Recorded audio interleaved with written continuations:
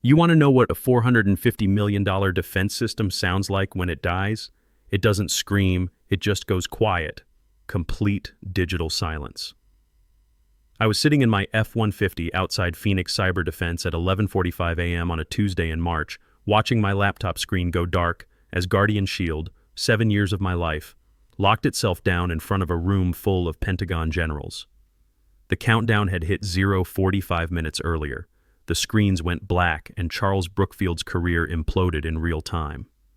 The best part? He had no idea I was watching from the Whole Foods parking lot 6 blocks away on South Lamar, or that I'd triggered the whole meltdown from my truck. But I'm getting ahead of myself. Let me back up to 8:15 a.m. when Charles fired me for refusing to train his TikTok influencer nephew how to handle national security. That's when this whole thing started. My name's Thomas Garrison, but everyone calls me Tom. 52 years old, divorced dad, 20 years in Army intelligence before I got into cybersecurity here in Austin. I'd been senior systems architect at Phoenix Cyber Defense for 7 years, and Guardian Shield wasn't just my job, it was my life's work. The most advanced cybersecurity platform the Department of Defense had ever seen, protecting everything from power grids to hospital networks to military bases from every hacker from Beijing to Moscow. That Tuesday morning started like any other. I grabbed my usual coffee from Joe's on Barton Springs Road, sat through the nightmare traffic on I-35, and walked into Charles's corner office thinking we were going to discuss the Pentagon contract renewal. The meeting was supposed to be about expanding Guardian Shield's capabilities, maybe adding new threat detection algorithms for the next phase rollout. Instead, I found Charles pacing behind his glass desk like a caged animal, sweating through his $3,000 suit despite the building's air conditioning running full blast. You could practically smell the desperation coming off him. "Tom, sit down." No coffee offer this time. No small talk about the Longhorns or the weather. That should have been my first warning something was seriously wrong. "We need to discuss operational efficiency," he said, using that corporate speak that always meant someone was about to get screwed over. I'd heard variations of that phrase before during my Army days when some Pentagon desk jockey wanted to replace experienced soldiers with cheaper contractors who didn't know the difference between a rifle and a rocket launcher. "I've brought in a consultant," Charles continued, his voice carrying that fake enthusiasm that executives use when they're about to announce something completely idiotic. "Someone who understands the global marketplace, the new economy, the digital native generation." That's when he walked in. Austin Brookfield, Charles's 25-year-old nephew, dressed like he was heading to South by Southwest instead of a defense contractor's office. I knew him from TikTok. My daughter, Emily, had shown me his videos during one of our Sunday dinners. 350,000 followers watching him review energy drinks and crypto investments while standing in front of his uncle's Tesla Model S in the company parking garage. "Uncle Chuck says, 'You're going to show me the ropes,'" Austin chirped, already pulling out his iPhone to record. "This is so sick. I'm thinking we could do a whole series. Behind the scenes at a defense company. My followers would totally eat up authentic content like this. Maybe we could even do some AR filters with the security screens." I looked at Charles, hoping this was some kind of elaborate joke. "You want me to train him on Guardian Shield?" "Austin has fresh perspectives, Tom. He graduated magna cum laude in business communications from UT. The board thinks new blood is exactly what we need to modernize our approach and connect with younger demographics." New blood. Right. What they needed was someone who understood that Guardian Shield wasn't some social media app you could figure out over a weekend of Red Bull and YouTube tutorials. This was 12 layers of military-grade encryption protecting the backbone of American infrastructure. The system that kept the lights on in hospitals, that protected water treatment plants from cyber terrorists, that made sure Russian hackers couldn't shut down the power grid during a Texas heat wave. But Charles had dollar signs dancing in his eyes and a board of directors breathing down his neck about cost reduction and market expansion. Phoenix stock had been flat for 18 months and the shareholders were getting restless. They wanted results, and they wanted them now, regardless of what it might cost in terms of actual security. "I'm completely swamped with the Pentagon security review," I said, keeping my voice level and professional. Maybe someone from the training department could help him get oriented with basic protocols first. Charles's face went hard. that executive mask slipping to reveal the desperate man underneath. "This isn't a request, Tom. It's a direct order from the board." I'd been in the Army long enough to recognize when someone was giving you an order they knew was wrong.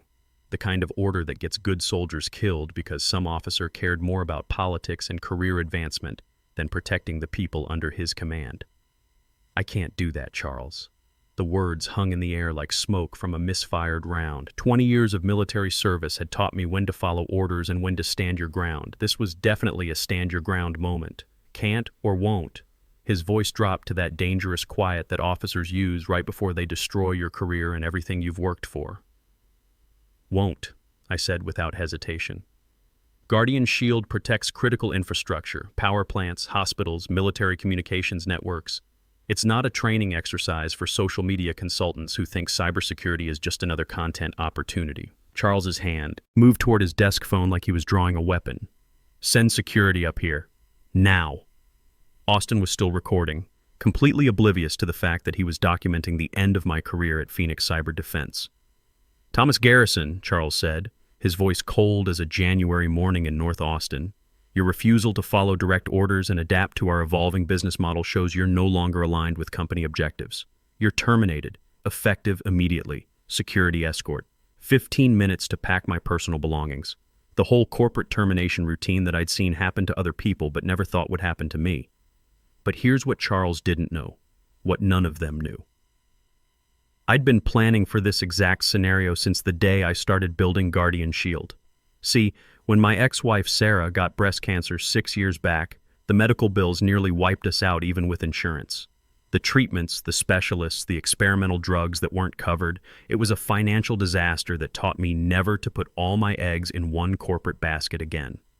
That's when I set up Garrison Technologies LLC with my mom, Dorothy, as the primary stakeholder. Every patent, every piece of core architecture, every critical component that made Guardian Shield actually work was filed under that LLC, not Phoenix. Perfectly legal, perfectly planned, and about to become Charles Brookfield's worst nightmare. 2 security guards walked me down to my office. Professional guys, both veterans who'd served overseas and knew this whole situation stunk worse than a porta potty at ACL after 3 days of heat and beer. In the elevator down to the 15th floor, I filled them in on what was really happening. "They're selling us out, boys," I said quietly, making sure the elevator cameras couldn't pick up my words. "Charles has meetings scheduled with foreign investors next week. Wants to license Guardian Shield technology to whoever writes the biggest check." One of the guards, a former Marine who'd done 2 tours in Iraq, just shook his head and muttered something under his breath about corporate traitors. The other guy, Army like me, asked if there was anything they could do to help. "Just give me my full 15 minutes in the office," I said, "and maybe take your time walking me to the parking garage." My office looked exactly the same as it had 3 hours earlier when I'd been a respected senior architect instead of an escorted security risk. Pictures of Emily at her soccer games lined my desk, her scoring the winning goal at the regional championship last month, getting her academic achievement award, both of us at the Austin City Limits Festival last summer grinning like idiots after seeing Stevie Ray Vaughan's brother. There was my old unit photo from Afghanistan, the original Guardian Shield development team working 20-hour days in that converted warehouse we'd rented off East Riverside, and my coffee mug that Emily had given me for Father's Day. World's okayest dad.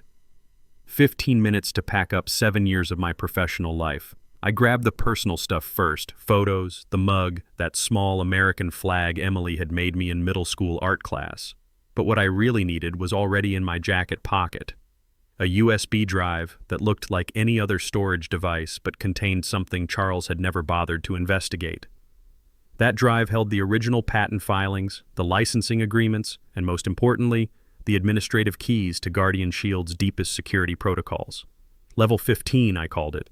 My insurance policy that I'd hoped I'd never have to use. "Don't take any company property," Austin announced from my doorway, still recording with his phone like this was all some reality show episode. "Uncle Chuck said you people always try to steal stuff when you get fired." You people. Like I was some kind of criminal instead of the guy who'd spent 7 years keeping his comfortable lifestyle safe from the people who wanted to destroy everything he took for granted. "Everything I need is right here," I said, patting my jacket pocket where the USB drive sat next to my truck keys. The walk to the elevator felt like a funeral march. Other engineers and support staff watched from their cubicles, some giving me sympathetic looks, others just keeping their heads down to avoid getting caught up in whatever corporate drama was playing out. As the elevator doors closed, I pulled out my phone and sent a quick text to my core team. "Storm incoming. Watch the 11 a.m. demo real careful." Kelly Rodriguez, my lead developer and probably the smartest programmer I'd ever worked with, texted back immediately. "What did you do, Tom?" "Nothing yet, but they're about to find out what happens when you mess with American defense infrastructure." My F-150 had never felt more like a mobile command center. I fired up my laptop right there in the Phoenix parking garage, connecting through my phone's hotspot instead of the company network. Within minutes, I was logged into Guardian Shield's administrative interface through the back channels I'd built into the system from day one. The screen came to life with a simple message. "Welcome, System Architect. All systems operational. Security Level 15 armed and ready." Level 15.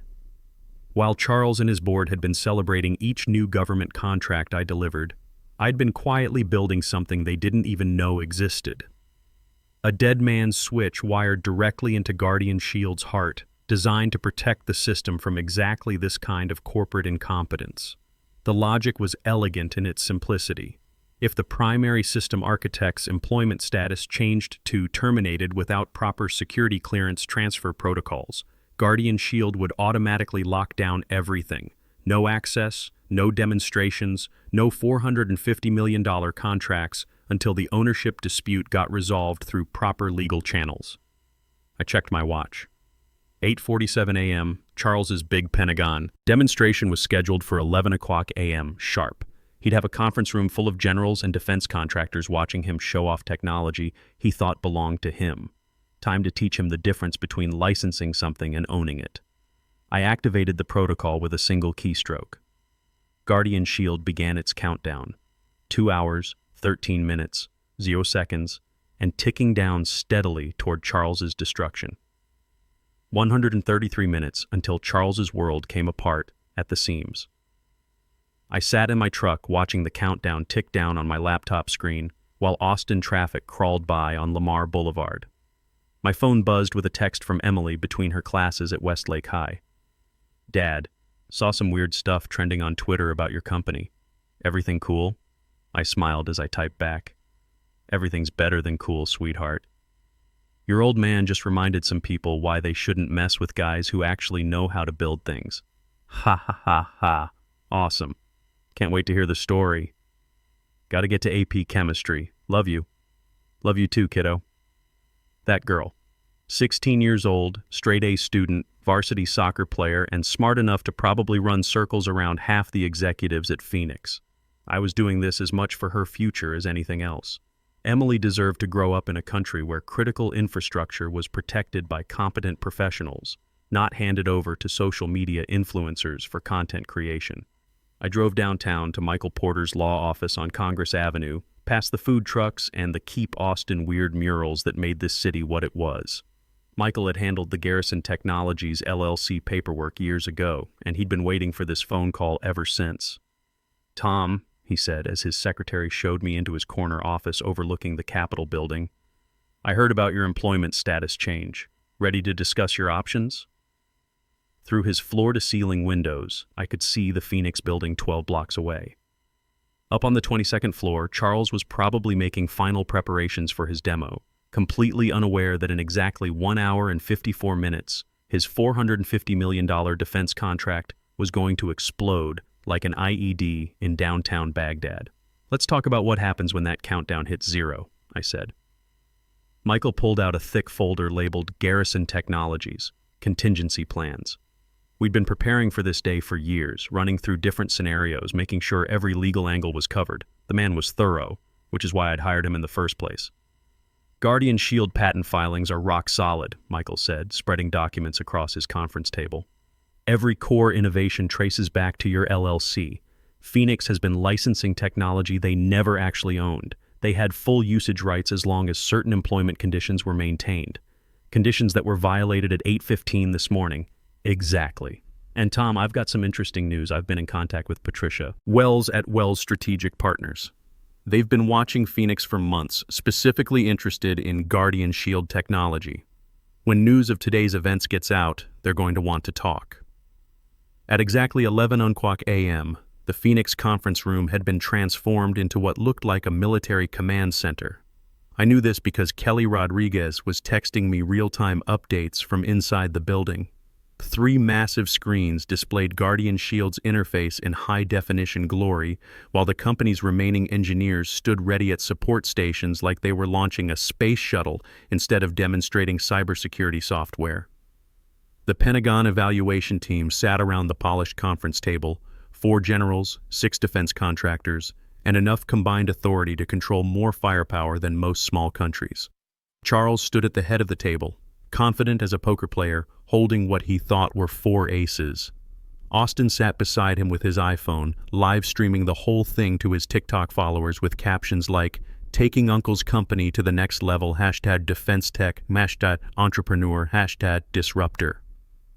"Ladies and gentlemen," Charles began, his practiced presentation voice echoing off the conference room walls, "what you're about to see isn't just cybersecurity software. It's the future of American defense infrastructure, streamlined for the global marketplace and ready for the digital native generation." He nodded to the demonstration engineer, some kid fresh out of Texas A&M who'd been hired to replace Brad Thompson after I'd recommended Brad for a raise 8 months ago. The kid had talent but nowhere near the experience needed to handle a system this complex. The Aggie started typing commands, and the screens flickered to life with Guardian Shield's initialization sequence. Everything looked perfect for exactly 17 seconds. The graphics were sharp, the response time was instant, the interface was clean and professional. Then the first error message appeared. "System architect authentication required." The kid frowned, typing faster. "Just a minor authentication glitch, sir." "Let me reset the connection." "Access denied. Employment verification failed." "What's the problem?" Charles's voice carried that edge that officers get when their carefully planned battle strategy starts falling apart in real time. "I'm not sure, sir. The system is requesting architect-level credentials that don't seem to exist in our current database." That's when my countdown hit 0. The screens flashed red 3 times, then displayed a message that made Charles's face go white as a West Texas cotton field. Security lockdown initiated. Guardian Shield system in protective mode. All access revoked. Time remaining 0 hours, 0 minutes, 0 seconds. Contact system administrator for resolution. The Pentagon team exchanged those looks that senior military officers, perfect over decades of dealing with contractors who overpromise and underdeliver. General Patricia Hayes, who'd been evaluating defense systems since before Charles got out of business school, leaned forward with the expression of someone who just watched a billion-dollar missile miss its target by 3 time zones. "Mr. Brookfield," she said in that steel-trap voice that had probably terrified junior officers for the past 25 years, "is there a problem with your system?" The room fell silent except for the humming of the air conditioning and Austin's whispered commentary to his TikTok audience about technical difficulties and digital disruption in action. Charles was about to learn what real disruption looked like. "No problem at all, General Hayes," Charles said, his voice cracking like a teenager's. "Just a routine security protocol that'll be resolved momentarily." He turned to Brad Thompson, the guy they'd promoted to CTO about 30 seconds after my security escort ended. "Fix this, now." Brad's fingers flew across his keyboard, sweat beading on his forehead like he was trying to defuse an actual bomb. "Sir, I can't access the core systems. There's something here about security level 15, but I've never seen that protocol before." Level 15? What the hell is level 15? Nobody in that room knew the answer, which was exactly the point. I'd built level 15 so deep into Guardian Shield's architecture that finding it would be like looking for a specific grain of sand on South Padre Island. "Get Thomas Garrison on the phone," Charles barked at his assistant, desperation starting to show through his corporate facade. "Sir, he was terminated this morning per your direct orders." "I don't care if he was terminated. Get him on the line. Now." The call went straight to my voicemail, the professional recording I'd set up specifically for this moment. "You've reached Thomas Garrison. I'm currently unavailable, but if this is regarding Guardian Shield system architecture, please consult your existing licensing agreements and employment contracts. Thanks for calling, and have a great day." General Hayes stood up slowly, gathering her materials with the deliberate movements of someone who just wasted 4 hours of her valuable time. The other Pentagon officials followed her lead, their faces showing the kind of disappointment usually reserved for contractors who promised stealth technology and delivered paper airplanes. Mr. Brookfield, it appears you have significant internal issues that need resolution. We'll need to postpone this demonstration indefinitely. Wait, please, General. This is just a minor technical issue we can resolve in minutes. Minor? The General's voice could have frozen the Colorado River in July. Your core defense system is completely inaccessible during a $450 million contract evaluation. Your marketing representative is live streaming our classified discussion to social media, and apparently the only person who can fix this crisis is someone you fired 3 hours ago. She headed for the door, her team following like a well-disciplined unit retreating from a compromised position. We'll be in touch. Maybe. The Pentagon team filed out in crisp formation, leaving behind a conference room that felt like a tomb. Austin was still recording, finally starting to understand that his uncle's company was imploding in real time, and his TikTok followers were witnessing the greatest corporate failure in defense industry history.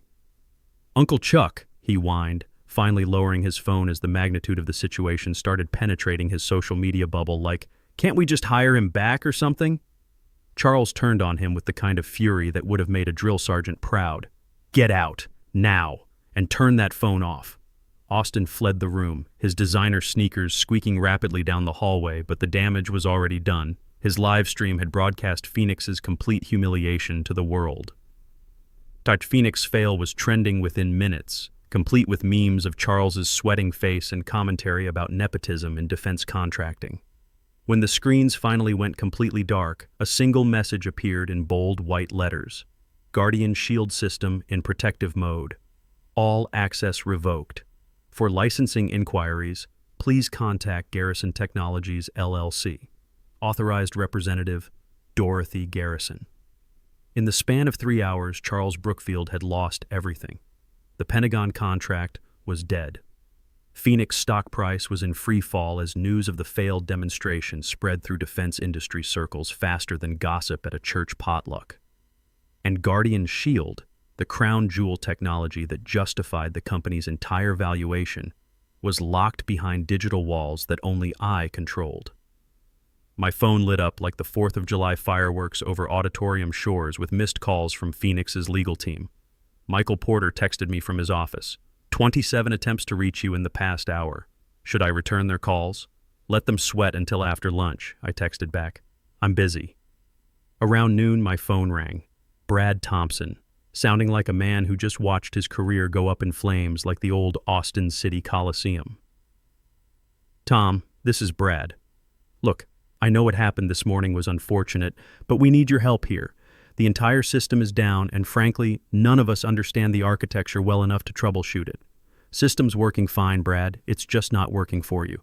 Come on, Tom. We both know this is about more than just your termination." "You're absolutely right. It's about Charles trying to sell American defense technology to foreign investors. It's about replacing experienced engineers with social media consultants. It's about putting quarterly profits ahead of protecting the infrastructure that keeps American families safe." There was a long silence on the line. When Brad spoke again, his voice was barely above a whisper. "The board is willing to negotiate. Full reinstatement, back pay, promotion to VP of engineering. We can even discuss equity options. Too late for negotiations, Brad. I've already got a better offer." That afternoon, I found myself in the executive offices of Wells Strategic Partners downtown, sitting across from Patricia Wells in a conference room that overlooked Lady Bird Lake. Patricia was the kind of woman who'd been making $500 million deals since before the internet existed, and she had the reputation to prove it. "Garrison," she said, studying me over her coffee cup, "I've had a very interesting day. General Hayes called me personally after the Phoenix demonstration. In 25 years of defense contracting, she said she's never witnessed such a spectacular system failure." Phoenix disappointed her. "No." She smiled with the sharpness of a combat knife. Charles Brookfield disappointed her. "Phoenix is just office space and furniture. What we're interested in is Guardian Shield technology. And Guardian Shield, our legal team discovered this morning, was never really Phoenix's to sell in the first place." We spent the next 2 hours working through details. By 4 o'clock p.m., the framework was complete. Garrison Defense Systems would be incorporated by morning with $600 million in backing. The patents would transfer smoothly from my mother's LLC, and Charles Brookfield would wake up tomorrow to discover his company was worth about as much as a used food truck with a broken generator. They fired me at 8:15 a.m. for refusing to compromise American security. By 4 p.m. the same day, I owned the very technology their entire company was built on. And that, as Emily would say, was pretty awesome.